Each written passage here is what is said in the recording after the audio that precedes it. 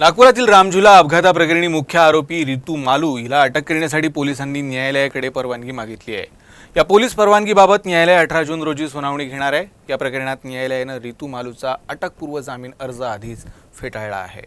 24 फेब्रुवारीच्या रात्री रितू मालूनं दारूच्या नशेत मर्सिडीज कारनं रामझुल्यावर दुचाकीला धडक दिली होती। या अपघातात मोहम्मद हुसेन गुलाम मुस्तफा आणि मोहम्मद अतिक नावाच्या 2 मित्रांचा मृत्यू झाला होता।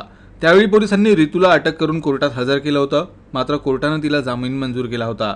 वैद्यकीय अहवालात ती दारू पिऊन असल्याचं आढळून आल्यानंतर जिल्हा व सत्र न्यायालयात पुन्हा अटक करण्याची मागणी करण्यात आली। त्यानंतर न्यायालयानं तिचा अटकपूर्व जामीन अर्ज फेटाळला।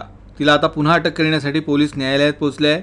न्यायालयाने या प्रकरणी पुढील सुनावणी 18 जून रोजी निश्चित केली आहे।